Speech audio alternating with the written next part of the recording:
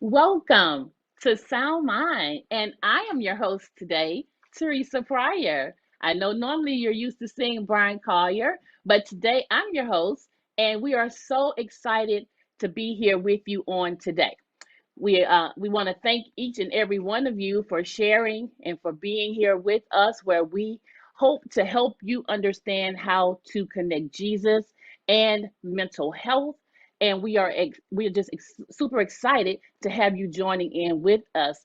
We want to Before we get started, I just want to take the time to thank our executive producer, Dr. E. Dewey Smith, for making this platform possible for us all, for helping us during this time and at Hope TV for our audience. And I also want to thank those people that are behind the scenes that are making this thing work and tick so that we can be here for you.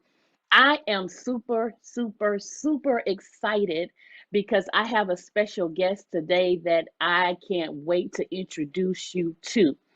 Her name is Marsha Thompson, and you are in for a treat today. So let me tell you a little bit about our guest. Marsha Thompson, I know her personally, but I'm going to tell you a little bit about her. I know she's a pastor. I know she's a mother. I know that she's a therapist, and I know she's a coach. She does a lot of things. And so she's going to come today and help us understanding in this pandemic that we are in. We want to talk about our kids. There's a lot going on out there, but what we want to talk about today is that our kids have feelings too. And because of that, we want to just kind of talk about where this maybe has landed our kids, some of the things that our children may be dealing with, um, just some of the stigmas, and then some of the things that they're really going through during this time. And so I would like for you to please welcome Marsha Thompson with us today. Come on, Sound My audience. Let's welcome Marsha Thompson with us today. Marsha? Hi, Hi, Marsha. Teresa. Welcome, welcome, welcome to Sound I'm Mind. We're glad so to happy be to have here. you with us. We are so happy to have you with us. I'm excited because you're my first guest, and I'm giddy about that. I really, really am, and I'm super excited for multiple reasons. But um, today we have what I think is a very serious conversation that we need to, Super. really discuss. 2020 um, landed us in a really precarious place. And we really went through a lot in 2020. We have crossed over into 2021, and some would say better, some would say 2021's the sequel. Okay. But in 2020, as we all know, during this pandemic, we've been kind of locked in. We are now experiencing things reopening and kids going back to school and things like that. But one of the things that we experience is that our kids, along with us, but mostly our kids as well, having to be shut in, the whole virtual learning piece. And we are probably, even though we're on the ends of it now, we are probably now noticing that our children have experienced some things. So I would like for you to just help us today. Number one, let's talk through first what this pandemic um, and what this pandemic has what kind of ramifications may our children may have faced from this pandemic. So can you just speak to us, talk to us about um, where they could possibly be and some things that you are seeing from the pandemic and our children? Sure. First of all, thank you so much for this honor and this privilege of being here. So excited. Absolutely. When you think about the pandemic and you think about the fact that this took place, well, as far as the United States, we were made aware of it mainly in March of 2020, which is a year ago. And most of us may have thought that it was going to just be a little bit of a pause, a little bit of a break. Children may thought they had a little bit of a school, break. Yeah. unexpected. Yeah. However, this has lasted much longer than any of us thought. And Yes. yes, there are ramifications. You know, when it comes to a pandemic, that's a worldwide disease. That's an infection Hmm. that Hmm. that affects everybody in different ways. And I was super excited to find out that Sound Mind wanted to address this particular issue when it comes to our children and their feelings. I, as a therapist, have the privilege of working with children every single day of the week through therapy. And all of this is, you know, they children are in therapy all over the United States because children have their feelings and they have needs, emotion, and things that need to be worked on, mental health needs, all kinds of needs. Then on top of that, now comes a pandemic. Okay, Hmm. so the long Hmm. term ramifications can be something like, okay, let's talk about. Um, I've jotted down a few things, so I want to mention these. Socially deficiency. What is that? That's the fact that children, we are used to being around people. You know, we love to have fun. Children like to go outside and play. They want to be with their peers, their friends. Children from kindergarten, pre K, all the way up to college students. And Yeah. so it has affected everybody. So the long term ramifications could be this is going to affect children and the way they interact with each other because there has been a pandemic. There has been a long pause, if you will, with them being able to be with their peers or their friends. Family interruption. That's another one that we hadn't thought Hmm. about how that affects our children.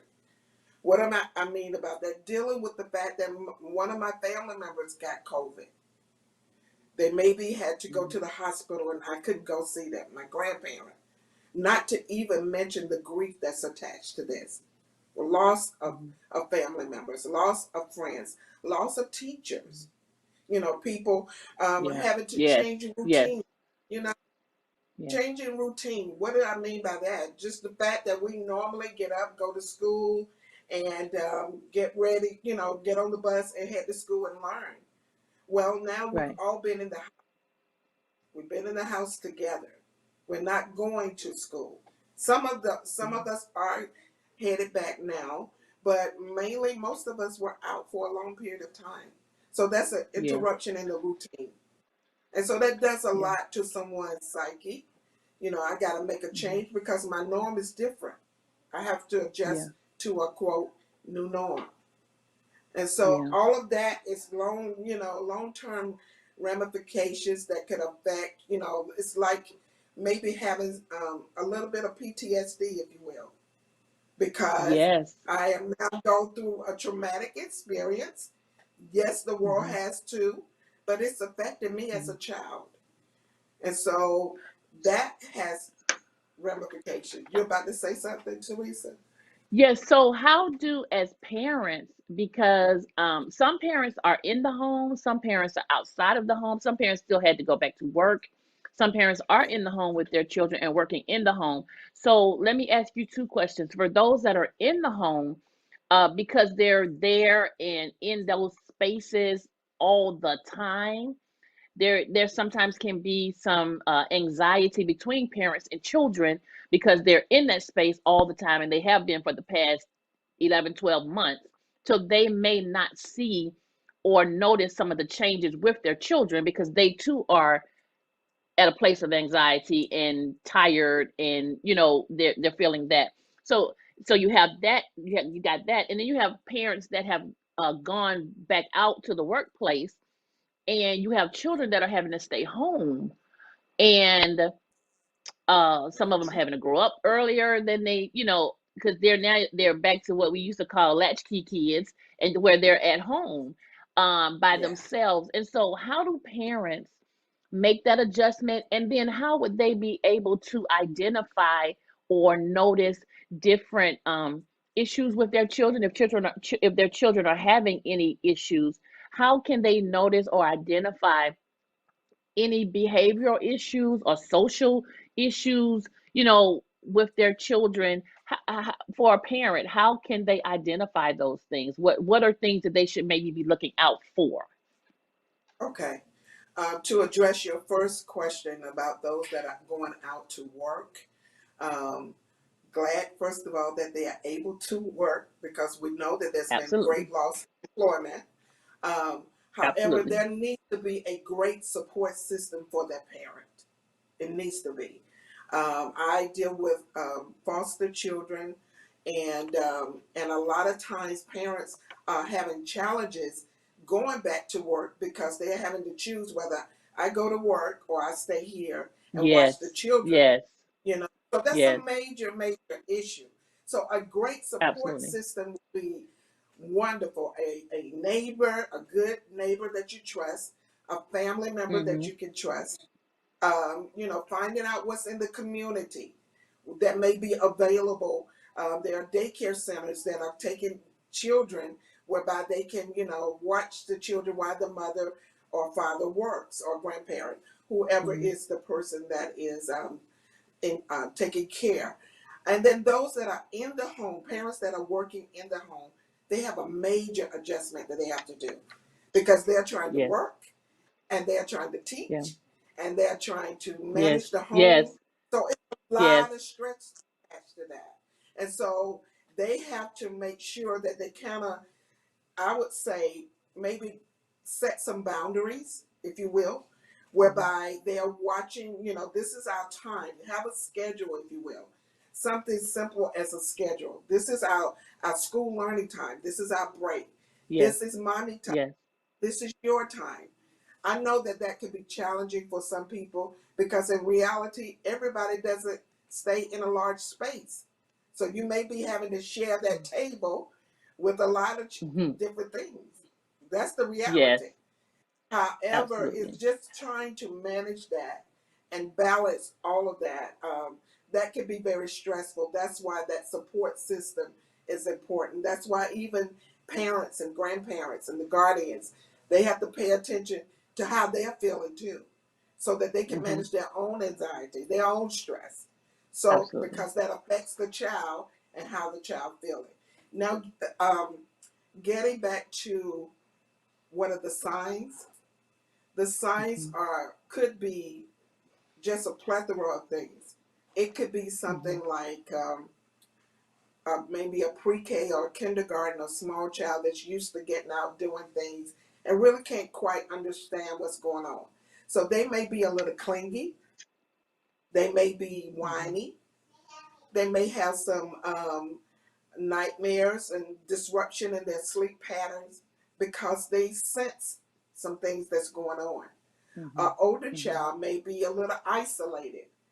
They may become, Mm-hmm. they're losing interest in the things that they normally, would do, love to do. Want to Okay. talk about the pandemic, they're hearing things in the news. They are a little afraid. So a little anxiety is Mm-hmm. building up. A little fear is building up. I recommend as a therapist that it's so important for the parent, the guardian, the foster parent, whoever, to make sure that you're present. And I don't mean just in the room, but pay attention to the signs. And don't, Mm-hmm. what do you, what I say? Don't dismiss a sign that could be important Oh wow. because we Okay. need to, yeah, Okay. to pay attention to what our children are saying and what they're not saying. They may Right. not know how to Right. say, I'm Wow. afraid, I'm scared. And so they need to Yes. feel like, even with mommy and dad and grandmother and auntie and whoever, they need to feel safe to be able to talk about their feelings. Yeah. That's Yeah. very important Yeah. because what we don't want Yeah. our children to do is close up and close in. Right. They want Right. to be able Right. to express Right. how they feel, and then we may have to help them to express that. Right. Right. Exactly. Exactly. Well, let me ask you this because I thought about something. What about the child? What would a child do? You just said sometimes children don't know how to express themselves. So how do for a child who doesn't know how to express themselves, how do they do that? I mean, you know what I'm saying? If you have children who don't know how to should let me back up before we answer that. Let me ask you this question. During this pandemic, is it wise to talk about what's going on with children? Is that too much? Is it, is that overwhelming for them? Will they understand? Is that a good topic? What are your thoughts just in regards to having the conversation about what's going on? That's a very good question. I think that when it comes to children and talking to them about what's going on, just like with any situation that may be going on in the home, going on with the family, whatever that situation may be, um, I think you need to be very aware of what your child is able to digest. And when I Okay. say that, not too much. Okay. A smaller child would not understand. A child that may be 6 years Hmm. old may understand the fact that there's a we don't want to get sick, so we're making sure that we wear our mask. We Hmm. wear our Hmm. mask so that we can Yeah. protect ourselves. And so we Yeah. talk to them about that. And then, of course, Yeah. preteens, teens, and older, they can understand better. They can digest better. But it's Right. almost information to me is like a diet. You give a child just what you think may be healthy for that child at their stage in Okay. life. Okay. Okay, that makes sense. Hey, listen, family out there. You need to invite people. You need to share this. You need to call your neighbor, call your friends. Let them know because I'm sure you know people that need to know this information. Everybody's got a child or know somebody. We want to let them know. Our kids have feelings too, and we need to know how to make sure we're servicing our children properly during this pandemic. Things are changing. We're on the rise and doing better, and I'm so excited about that. But this has been traumatic for It has. everybody, and we do not want to negate our children in this as we move forward. So I'm just happy to be having this conversation with my friend, but also someone who is capable to help us maneuver and get through. How we should help our children during this pandemic. Um, Marsha, if you would, let me ask this question too. Okay. In tell me how you feel about we're going some schools are opening up and we're going some schools are going back, they're going back to they're not just virtual learning anymore. But how do you think the virtual learning is going to impact our children as far as their learning development as a whole? I mean, I'm just talking about our kids because they were just about out an entire year. So our kids were at home and so that means everybody received different learning. They received their learning differently for about a year. Sure. So how do you want to impact them? I don't know if kids are being, and you may know this, if they are being everybody's going on to the next grade or not, or how they are going to uh decide if our kids are going to move forward. I don't know if they're being tested. Just kind of give us some insight on what's happening there with the school systems and where our children are in that, and what your take is regarding that. Okay.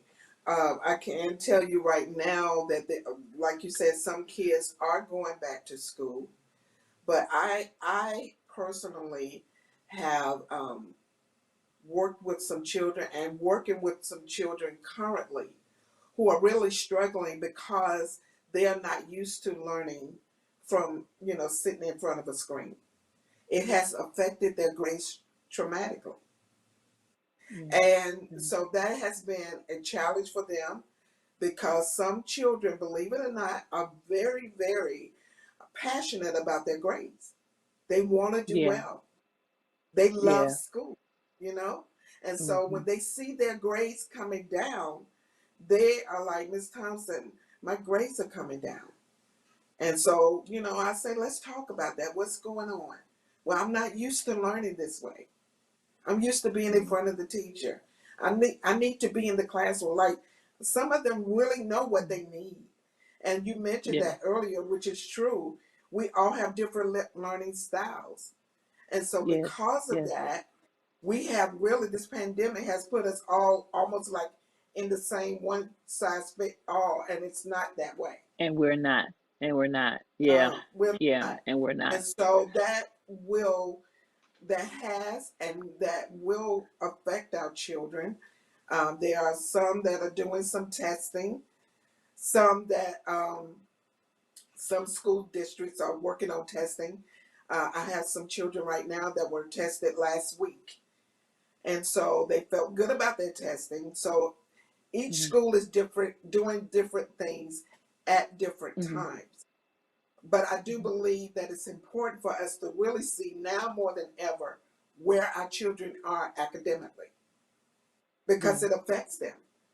And in the Yeah. long term is you don't want children to feel like they're behind. That affects them mentally and emotionally because they feel like Yes. I'm dumb, I don't know something. And so that works on their self esteem.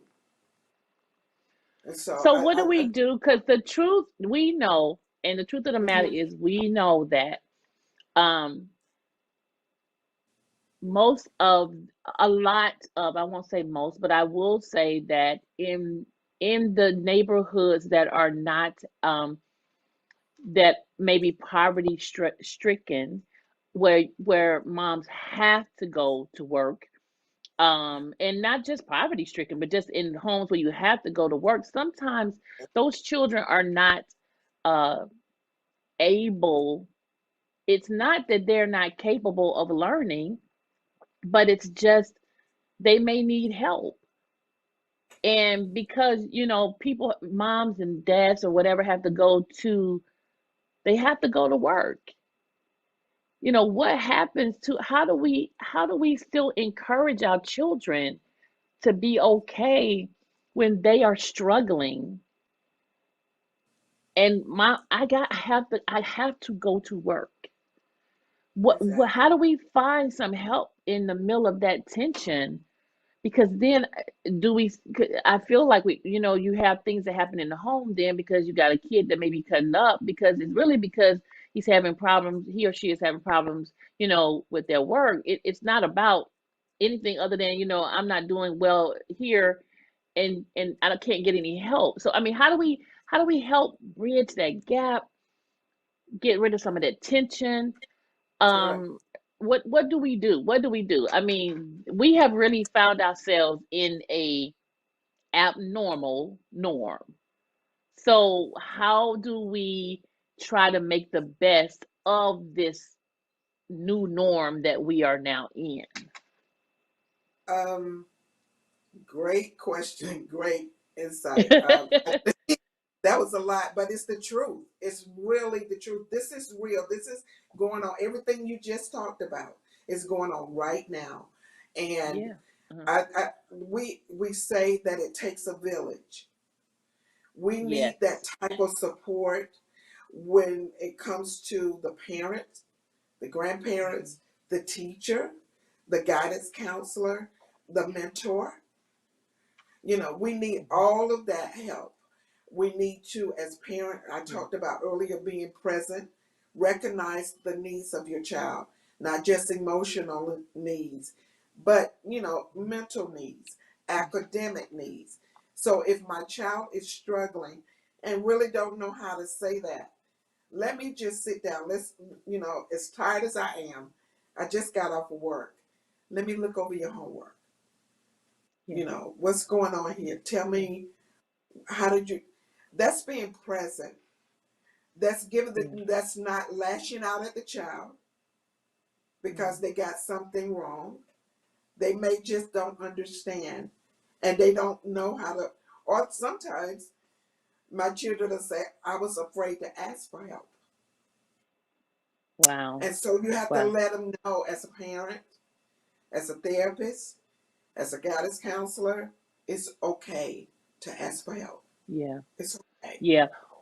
One of the things I do believe, and we're about to wrap up, but one of the things I do believe is that if the big lesson that we've learned in this pandemic is about Yeah, that village, yes, because we have needed one another, not just with absolutely. our children, but Come on. we may need them with our families. Yeah, People have just been in need one with the other, and so that's the one lesson. Community, yeah, village, that is yes. one of the lessons that I pray people have learned from the pandemic, is Hmm. that we need one another.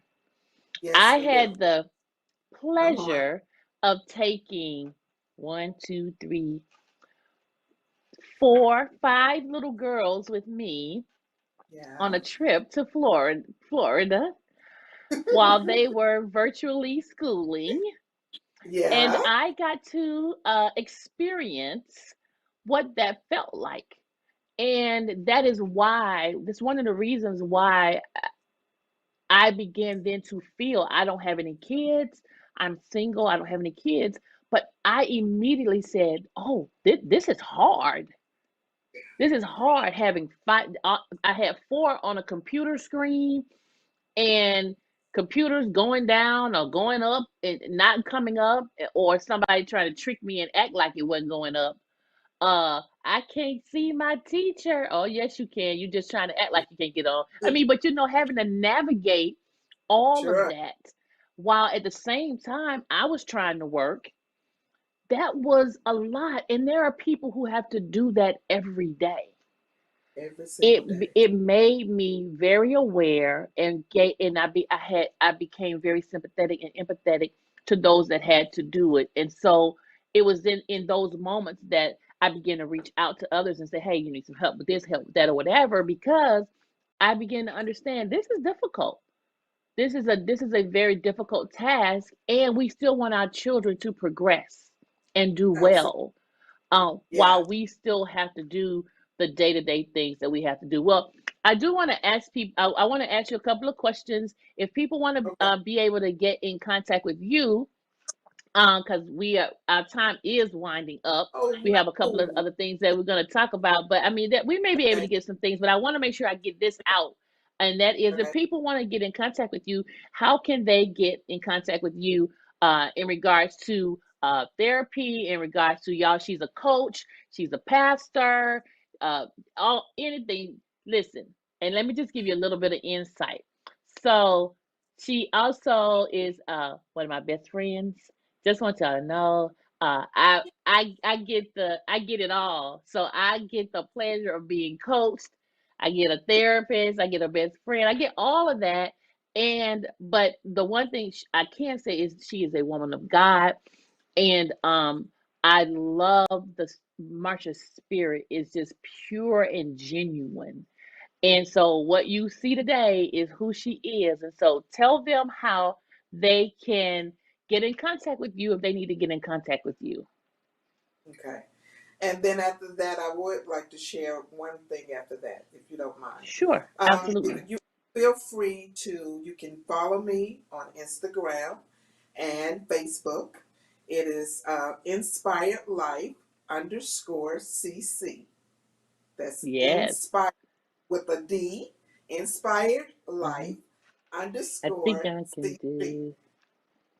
Yes, I think I'm doing it right. Yes. See down Okay. there, inspired life Uh-huh. underscore CC. CC.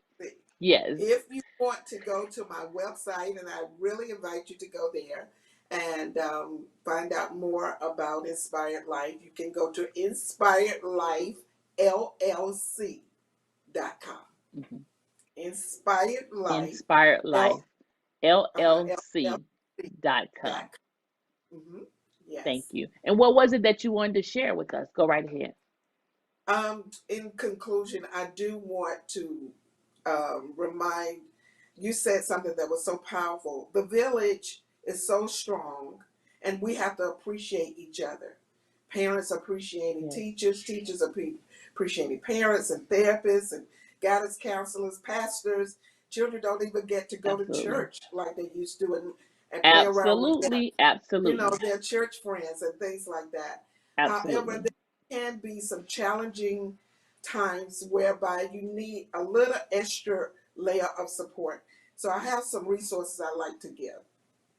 Can I do Okay. that? Okay. Yes. Uh-huh. I want Hmm. Okay, the Georgia Crisis and Access number. I wanted to give that. It's a 24-hour number. Okay, just in case someone says some depression, someone may be having some suicidal thoughts, tendencies, Hmm. conversations. This is a number that's available for everyone in Georgia, and that is 800-715-4225. That's 800-715-4225. That number is available anytime. It's available for children as well as adults. Great. I As wanted to adults. make Uh-huh. sure that I, make that known because sometimes Absolutely. you just need that Absolutely. extra layer. And I'm all about support, support, support. Have that system, Absolutely. have that strategy together. Yes. Absolutely. Absolutely. Well, I am so grateful. I am thankful, thankful, thankful that we have had this talk. We are so grateful for having you as my first guest on Sound Mind. Yes, yes, yes. I'm so It's grateful. all. And I think this was a very necessary conversation because Mhm. we have to understand that our children really are uh, being affected and have been affected by the pandemic. And we just need to know there are some signs, there's some things we may need to look for. And sometimes our kids move on as if everything is okay, but they may not be. And we just need to know what some of those signs are. We maybe need to know how to look for those signs. And so we just want to thank you today for giving us some insight, giving us those resources, that resource that we can reach out to. And again, share this with people, um, outside my sound my audience. We just want to Yeah. make sure that we are giving you the tools that you can have a sound mind. God said that He did not give us the spirit of fear, but of That's power, love, and a sound mind. So thank you for tuning in, and we'll see you again soon. God bless you.